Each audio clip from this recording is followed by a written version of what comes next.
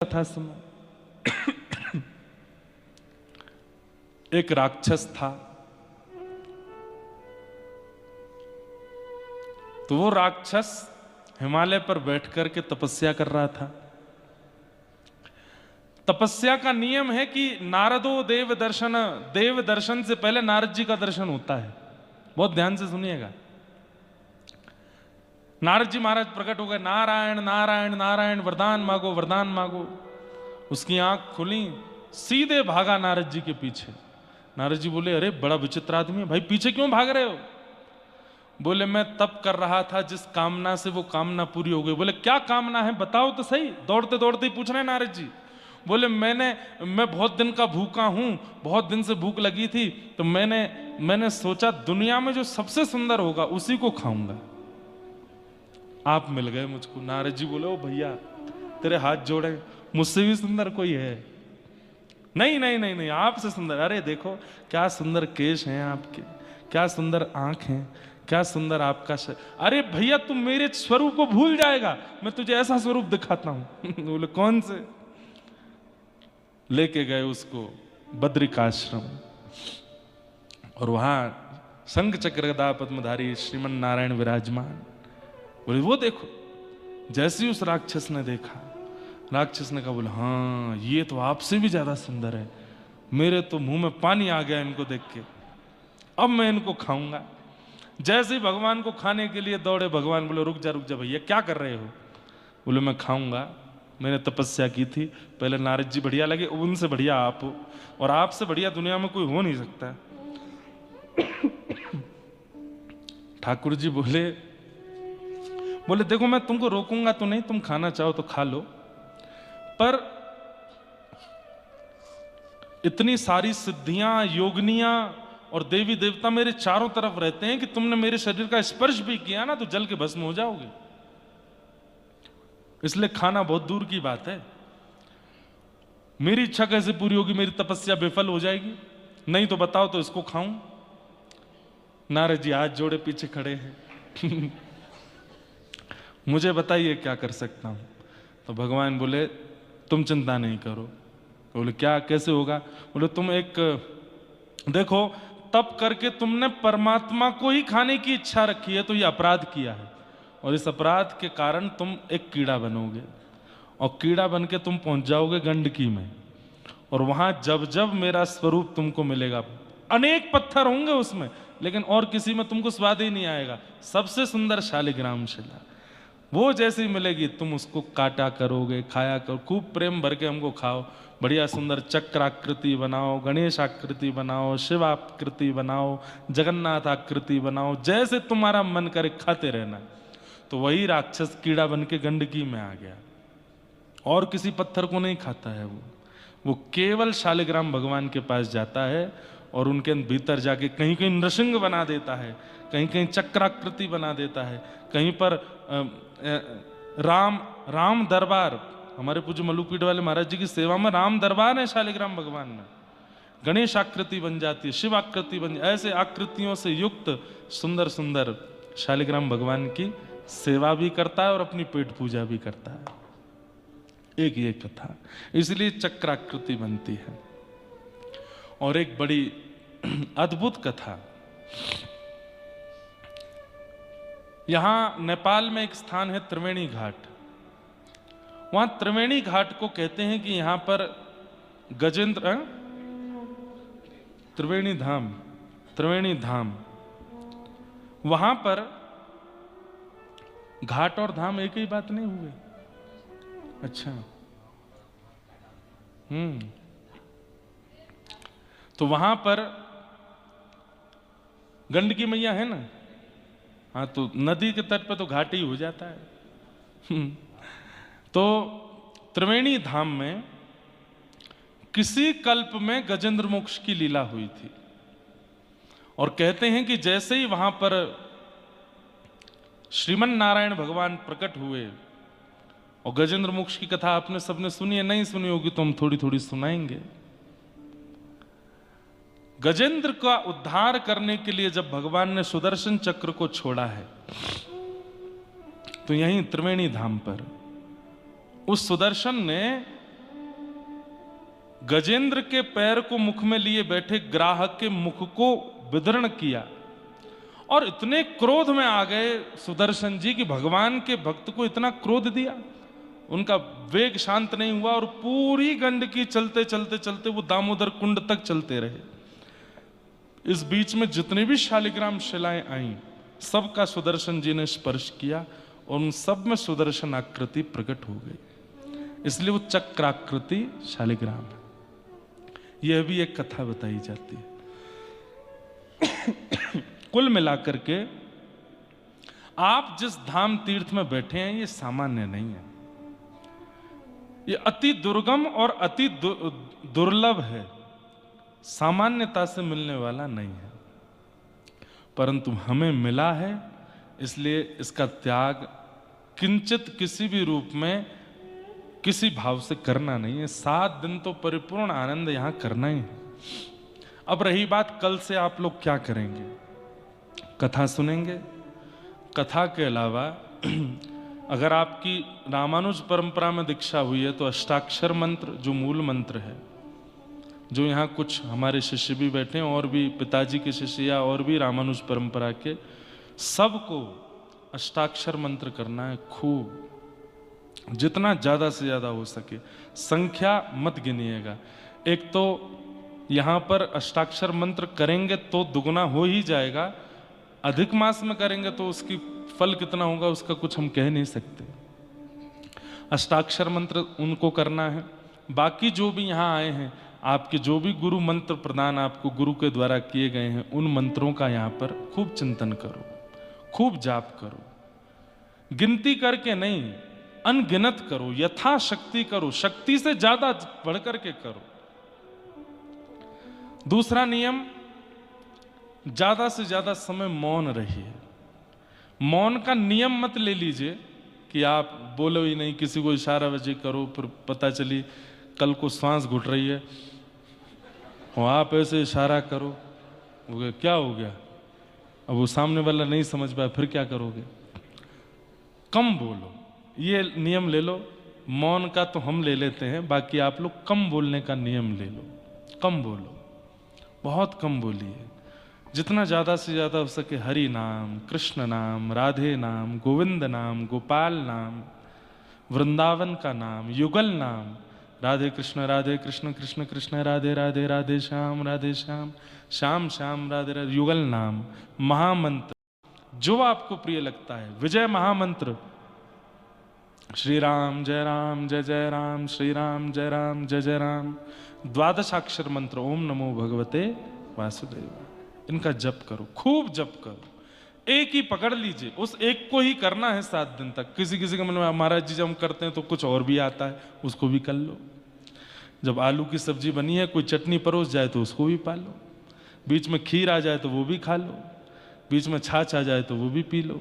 लेकिन इसका मतलब ये नहीं कि सब गुड़ गोबर नहीं करो, 2-4 ऐसे करके बढ़िया नाम करो। और गुरु प्रदत्त यदि हो तो सोने में सुहागा, उसको करिए।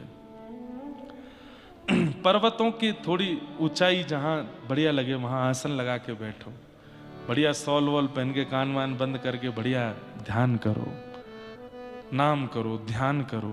नेटवर्क तो आएंगे नहीं, यहाँ पर सिम ही नहीं चलेगी, चल रही है बहुत बढ़िया, इंटरनेशनल रोमिंग होगी, सब कुछ करके मतलब थोड़ा डिटैच रहो उस दुनिया से जहां पे हम रहते हैं। नहीं तो क्या फायदा, यहां आकर के भी वही सब कर रहे हो जो वहां करते हो, क्या फायदा। तीसरा, गजेंद्र मोक्ष, नारायण कवच या विष्णु सहस्त्र नाम, इनका पाठ करना है। मैं भी वैसे योजना आज बना लूंगा, नहीं तो हम ही कल कथा में बता दिया करेंगे। कल से तो कथा सुबह होगी, शाम का एक समय दे देंगे, वहां सब लोग पहुंच जाओ। वहां पहुंच करके बढ़िया सब लोगों को एक PDF मिल जाया करेगा।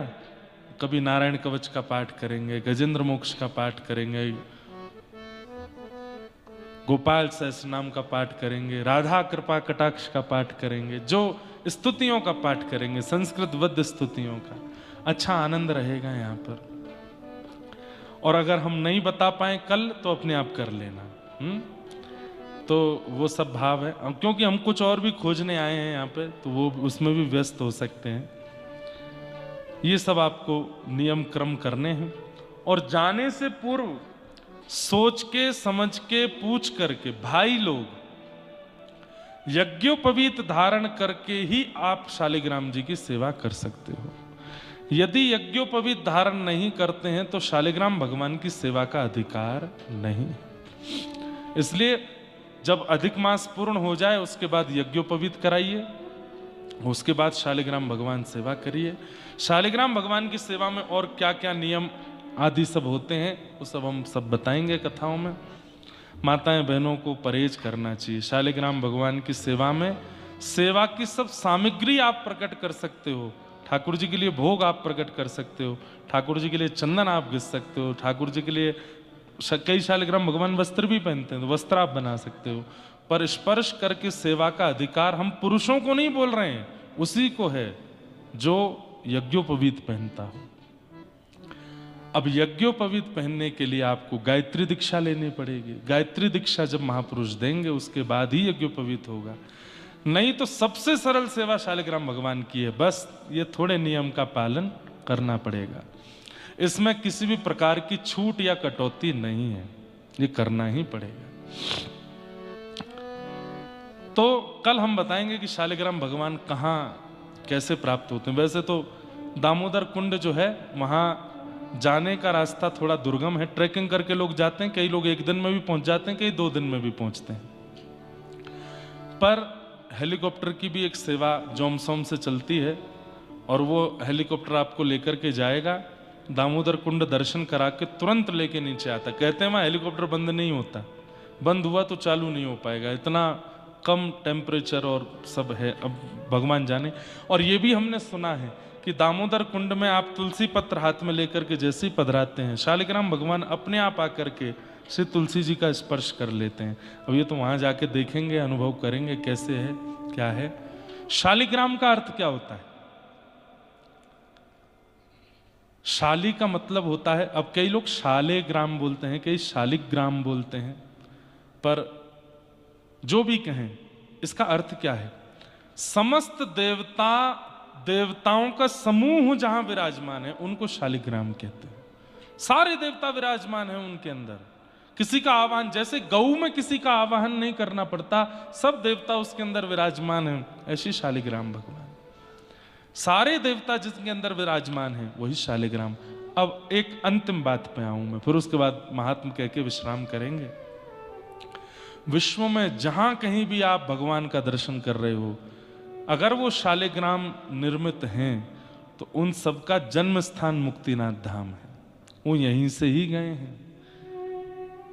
बद्रिकाश्रम में बद्री विशाल भगवान शालिग्राम स्वरूप है, कहीं ना कहीं से पूर्व में वे भी मुक्तिनाथ धाम से गए। श्री जगन्नाथ महाप्रभु के हृदय में जीवित शालिग्राम है, जीवित शालिग्राम विराजमान है, जो कि पहले नील माधव भगवान थे और उनकी विस्तार से कथा हम सुनाएंगे जून में, 28, 29, 30 जून जगन्नाथपुरी में। वे शालिग्राम भगवान भी यहीं से गए। हमारे तिरुनारायण तिरुपति बालाजी वे भी शालिग्राम स्वरूप हैं। हमारे श्री रंगनाथ भगवान जो कि दक्षिण में विराजमान है, उनका तो पूरा मंदिर ही शालिग्राम का है, वे भी यहीं से गए हैं। वृंदावन के राधा रमण लाल वे भी यहीं से गए हैं, श्री राधा रमण लाल भी यहीं से ही गए हैं।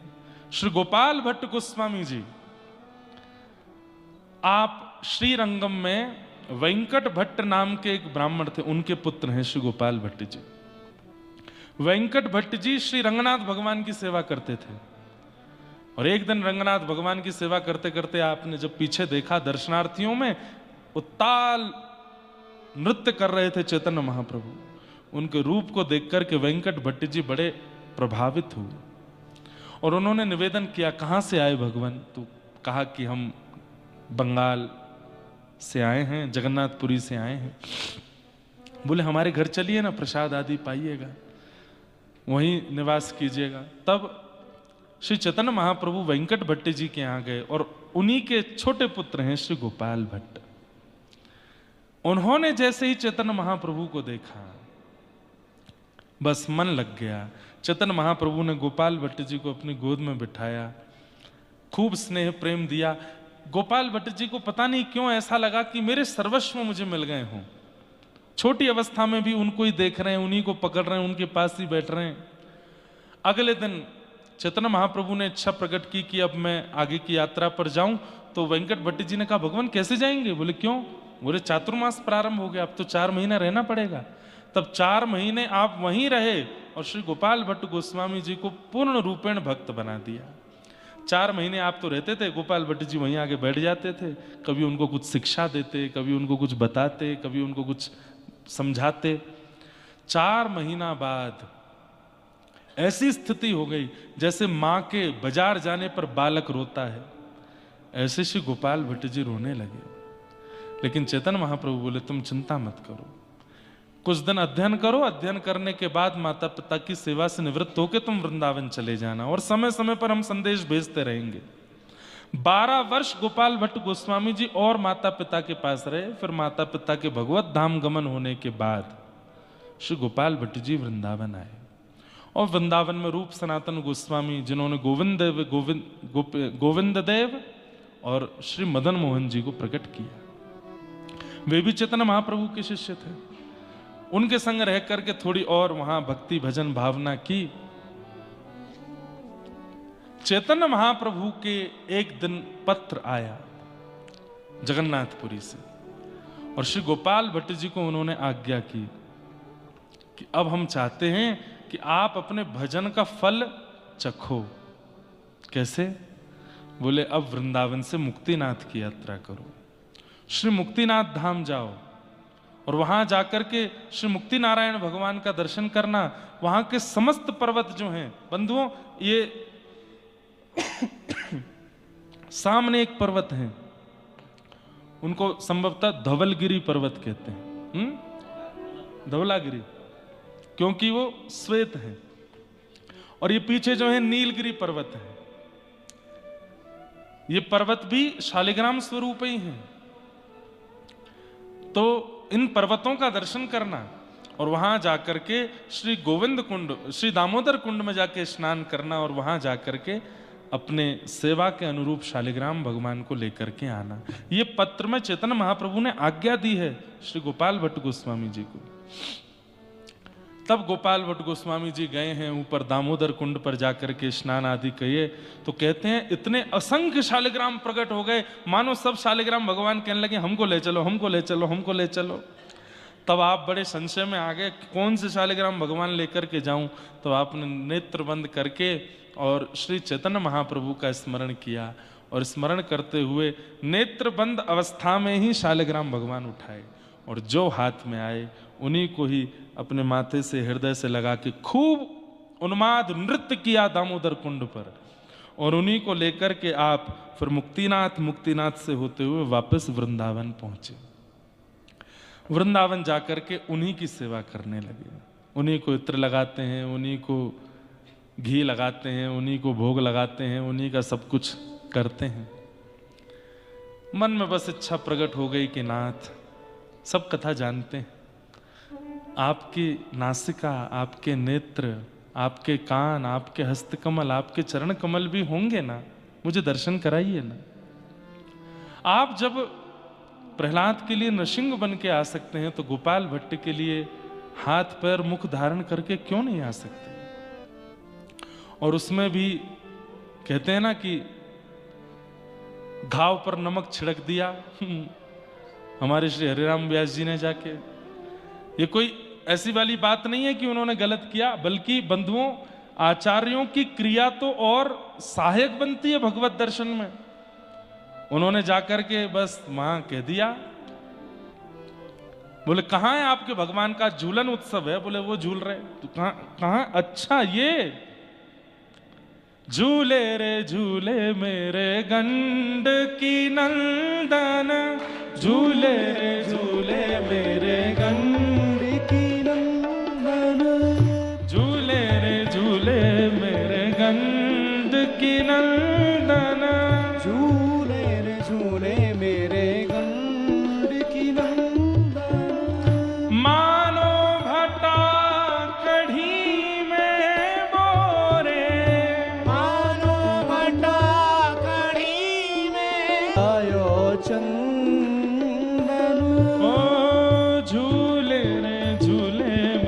गंड की नंदन, झूले ने झूले मेरे गंड की नंदन। गंड की नंदन झूल रहे हैं। अब इन्होंने तो सही कहा, शालिग्राम भगवान गंडकी नंदन ही हैं, पर गोपाल भट्ट गोस्वामी जी बोले वृंदावन में सब राधा युक्त हैं। राधा वल्लभ, राधा गोपीनाथ, राधा मदन मोहन, राधा गोविंद और मेरे गंडकी नंदन। राधा गंडकी नंदन, ये नहीं हो सकते क्या? हे नाथ, आप गंडकी नंदन ही क्यों हो? आप भी कुछ राधा के हो जाइए ना। वृंदावन में सब राधा वर हैं, आप राधा वर कब होगे? बस इसी विरह में रात भर रोते रहे, रोते रहे, रोते रहे। प्रातः काल यमुना स्नान करके आए तो आसन पर देख रहे हैं कि जो चद्दर रात में उड़ाई थी शालिग्राम भगवान को, उस चद्दर के अंदर कुछ खड़ा। आहा, श्री गोपाल भट्ट, श्री गोपाल भट्ट जो की हृदय वेदना प्रगटो सारे ग्राम। हे रूप सुधा को खान हमारो, रूप सुधा को खान हमारो। वृंदावन में सब ते प्यारो, वृंदावन में सब ते न्यारो। ओ प्यारो राधा रमण जुलाल, वृंदावन मेरो वृंदावन, वृंदावन मेरो वृंदावन। हे श्री वृंदावन प्यारो वृंदावन। हे वृंदावन मेरो वृंदावन। मुक्तिनाथ सो चल के आए, मुक्तिनाथ सो चल के ओ आए। प्यारे राधा रमण जुलाल, वृंदावन मेरो वृंदावन। हे वृंदावन मेरो वृंदावन। हे श्री वृंदावन मेरो वृंदावन। हे वृंदावन मेरो वृंदावन। शालिग्राम ते प्रकट भयो श्री राधा रमण जुलाल, शालिग्राम ते प्रकट भयो श्री राधा रमण लाल। हे शालिग्राम सो प्रकट भयो श्री राधा रमण जुलाल। शालिग्राम ते प्रकट भयो श्री राधा रमण लाल। गोपाल भट्ट के मन को भायो राधा रमण जुलाल। गोपाल भट्ट के मन को भायो राधा रमण जुलाल। वृंदावन के ये मन को भायो राधा रमण जुलाल। वृंदावन के मन को भायो राधा रमण जुलाल। गोपाल भट्ट की हृदय वेदना, गोपाल भट्ट की हृदय वेदना प्रगटो शालिग्राम, वृंदावन मेरो वृंदावन। वृंदावन मेरो वृंदावन। हे श्री वृंदावन प्यारो वृंदावन। हे वृंदावन अरे, मेरो वृंदावन। हमें तो ऐसा लगता है कि मुक्तिनाथ में शालिग्राम रूपी बीज हैं और वृंदावन में जाकर के उस बीज का फल प्रकट हुआ है, उसी बीज का वृक्ष प्रकट हुआ है जिसका रस हम आप सब ले रहे हैं। जय राधे राधे, जय राधे राधे। श्री राधे राधे, जय राधे राधे। जय राधे राधे, जय राधे राधे। श्री राधे राधे, श्री राधे राधे। जय राधे राधे, जय राधे राधे। श्री राधे राधे, श्री राधे राधे। जय राधे राधे, जय राधे राधे। श्री राधे राधे, श्री राधे राधे। जय जय राधा रमण हरि बोल, जय जय राधा रमण हरि बोल। जय जय राधा रमण हरि बोल। जय जय राधा रमण हरि बोल। ओ प्यारे राधा रमण हरि बोल, मेरे राधा रमण हरि बोल। प्यारे राधा रमण हरि बोल। हे हरि बोल हरि बोल, हरि बोल हरि बोल, हे हरि बोल हरि बोल, हरि बोल हरि बोल। ओ जय जय राधा, जय जय राधा, जय जय राधा रमण हरि बोल, जय जय राधा रमण हरि बोल, जय जय राधा रमण हरि बोल, जय जय राधा रमण हरि बोल। प्यारे राधा रमण हरि बोल, मेरे राधा रमण हरि बोल, प्यारे राधा रमण हरि बोल, श्री राधा राधा रमण हरि लाल की। श्री मुक्तिनाथ भगवान की। तो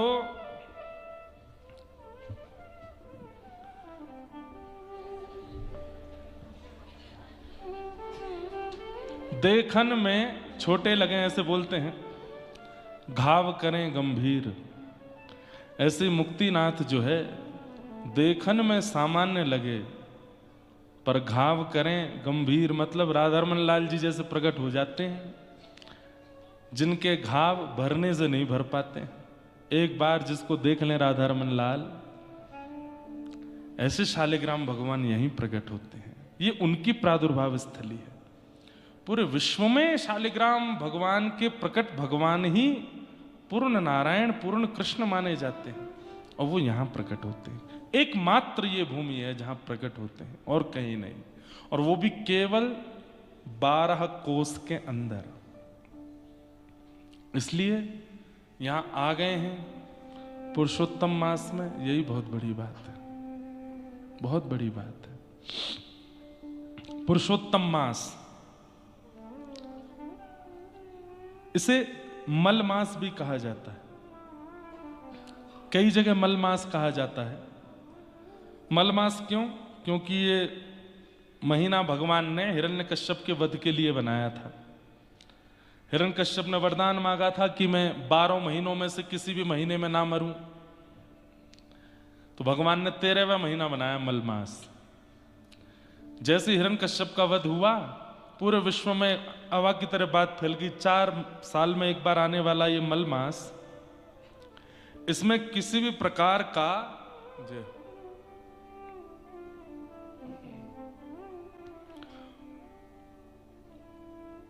पुण्य कर्म नहीं करना है, कुछ भी अच्छा नहीं करना है, भजन साधन भी नहीं करना है, मलमास है। एक दिन मलमास रोता रोता भगवान के पास गया, बोले नाथ क्यों बनाया मुझे? केवल एक राक्षस के वध के लिए? और राक्षस तो मर गया, मुझे छोड़ के चला गया।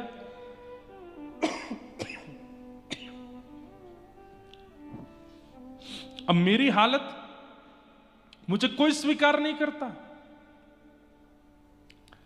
तब जिसको कोई स्वीकार नहीं करता उसको ठाकुर जी स्वीकार कर लेते हैं। भगवान ने कहा हम तुम्हें स्वीकार करते हैं और तुम्हारा नाम बदल दे रहे हैं। बोले क्या?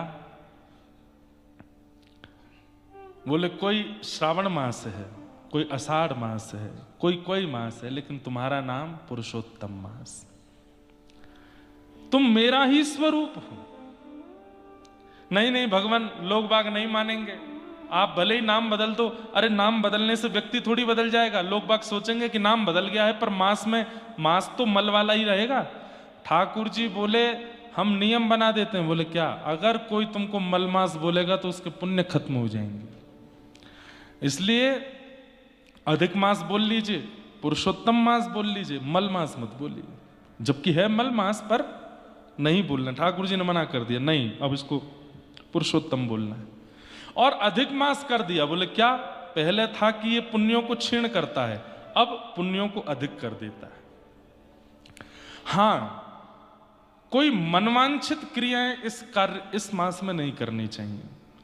जैसे जीवन जीने के लिए जो जो मानवों की उपयुक्त क्रियाएं होती हैं, उसमें विवाह का क्रम नहीं करना चाहिए। नव गृह प्रवेश, नव गाड़ी, नव वस्तु, नव व्यापार आदि आदि, इन सब का नहीं कुछ करना चाहिए जिससे आपका जीवन यापन होता है, उन सब के लिए नहीं। ये मास केवल और केवल भगवत प्राप्ति के लिए। ठाकुर जी ने कहा इस मास में और कोई काम नहीं करना, केवल मेरा भजन करो। और वृंदावन में तो एक अलग परपाटी है, क्या? पहले से लेके 30 दिन तक सारे उत्सव जो साल भर में मनाए जाते हैं, वो सारे उत्सव 1 महीना में मना लिए जाते हैं। मतलब किसी महीने को भगवान ने झूलन उत्सव प्रदान किया, किसी महीने को होली प्रदान की, किसी महीने को दीपावली प्रदान की, किसी महीने को रक्षाबंधन प्रदान की, किसी महीने को अक्षय तृतीया प्रदान की। लेकिन इस पुरुषोत्तम मास को भगवान ने सारे उत्सव दे दिए। एक दिन भी खाली नहीं रहते ठाकुर जी। हमारे गिरधर लाल जी के 2 दिन उत्सव तो मैं करके आया, बाकी घर में अंदर चल रहे हैं ठाकुर जी के उत्सव। अब जब हमारी कथा है वृंदावन में, यहां से जाके आगरा में कथा, आगरा के बाद वृंदावन में कथा है 7 से 13 जून, तब फिर प्रकट उत्सव फिर से होंगे लाल जी के।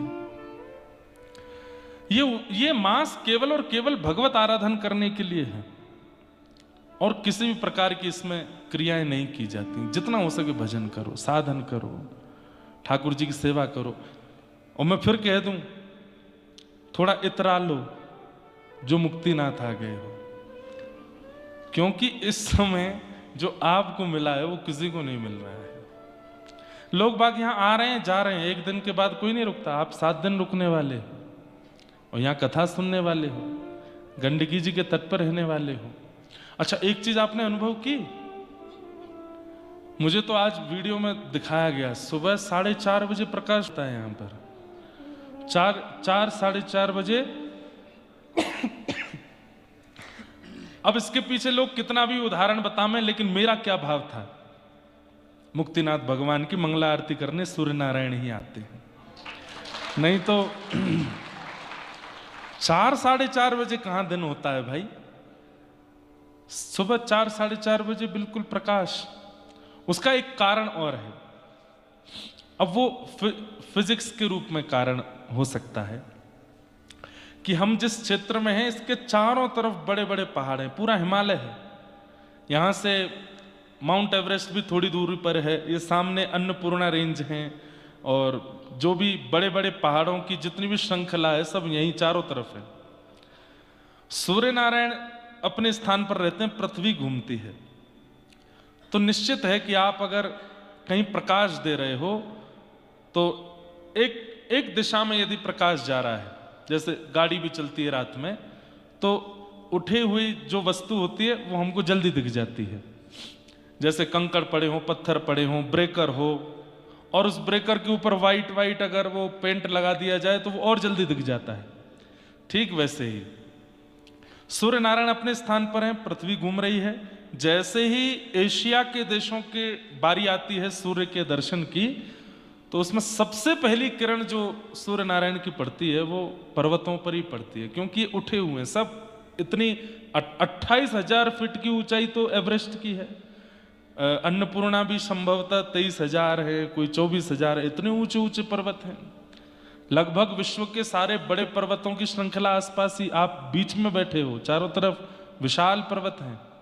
आप स्वयं, अभी हम लोग 12,000 12,500 फीट पर है, बद्रीनाथ 10,000 फीट पर है, केदारनाथ 11,500 फीट पर है, मुक्तिनाथ 12,300 कुछ फीट पर है।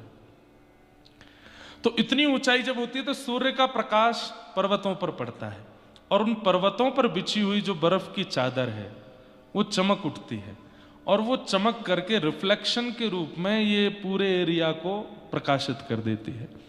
इतनी जल्दी प्रकाश पोखरा में नहीं होता होगा संभवतः, नेपाल और काठमांडू में नहीं हो रहा। काठमांडू में भी हो सकता है, वहां पर भी आसपास, वहां एक चंद्रगिरी पर्वत है काठमांडू के पास में, वहां से सारे पहाड़ दिखते हैं। मैं बहुत घूमा हूं नेपाल में, पर बचपन में, जब छोटा था तब बहुत आया हूं।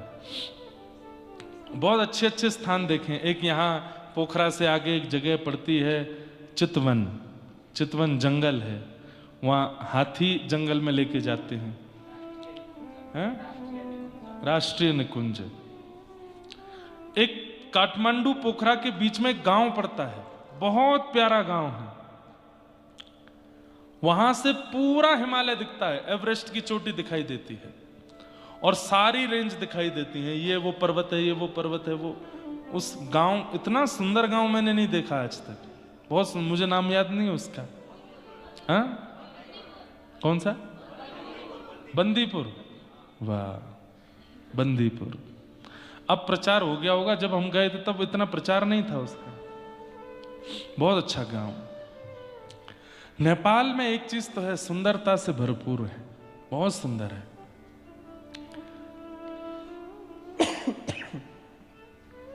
कभी कभी बस एक बात मन में आती है, वो मैं कह सकता हूं, कोई मुझ पे अगर पीछे नहीं पड़े तो।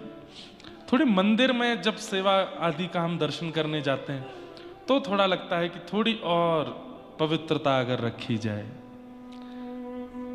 ठाकुर जी को कोई दिक्कत नहीं है, ठाकुर जी तो रमता जोगी हैं बेचारे, पर्वत पे बैठे तपस्या करने आए यहां भगवान। क्यों? ताकि हम सबको मुक्ति मिल सके, इसलिए भगवान यहां तप करने के लिए आए थे। वो तो तपस्या के भेष में, उनको कोई आवश्यकता नहीं है बहुत स्वच्छता पर हमारी ये जिम्मेवारी बनती है कि ठाकुर जी का मंदिर स्वच्छ हो। पशुपतिनाथ दर्शन करने भी हम गए, बहुत आनंद हुआ। वहां पर भी दक्षिण भारत के सेवा अधिकारी सब सेवा करते हैं और यहाँ पर भी सेवा होती है। बस मंदिर का जो बाह्य रूप है वो थोड़ा और स्वच्छ हो जाए। तो नेपाल के पास बहुत कुछ अद्भुत है। अरे और क्या, सबसे बड़ा पर्वत आपके पास है, हिमालय है साक्षात आपके पास, और क्या चाहिए? बस ये थोड़ी सी ध्यान रखें तो बहुत अच्छा है। और थोड़ा खान पान की शुद्धि कर लें। खान पान में थोड़ा सा जो है, अब मुक्तिनाथ में ही सब हो जाता है। इसलिए हमने यहाँ पे अन्नशाला रखी है आप लोगों के लिए भी, और कई लोग ऐसे हैं जिनका रजिस्ट्रेशन नहीं है, वो भी आए तो हमने कहा नहीं सबको पवाओ। कहाँ खाएंगे वहाँ पे? वहाँ बाहर तो कुछ मिलेगा नहीं, सबको पवाने की व्यवस्था रखो। तो थोड़ा अन्न शुद्धि और थोड़ा मंदिर के वातावरण की शुद्धि, बस ये दो काम हो जाएं तो कोई पकड़ नहीं पाएगा नेपाल को, इतना आगे चला जाए। ऐसे अद्भुत अद्भुत स्थान यहां पर है। कहां तक कहें, हमारे भारत में रामकृष्ण प्रकट होते हैं, पर उन राघव जी के चित्त को सदा अपने मंद मुस्कान से हरण करने वाली जानकी जी नेपाल में प्रकट होती हैं। या तो हमारा बरसाना है या आपका जनकपुर है नेपाल का, या तो व्रजमंडल में किशोरी जी प्रकट हुई हैं या नेपाल में प्रकट हुई हैं, और कहीं नहीं हुई। और वहां तो रामकृष्ण प्रकट हुए, पर रामकृष्ण को कलयुग में स्थापित करने वाले शालिग्राम वो तो नेपाल में ही प्रकट होते हैं, और कहीं शालिग्राम जी नहीं मिलते, केवल नेपाल।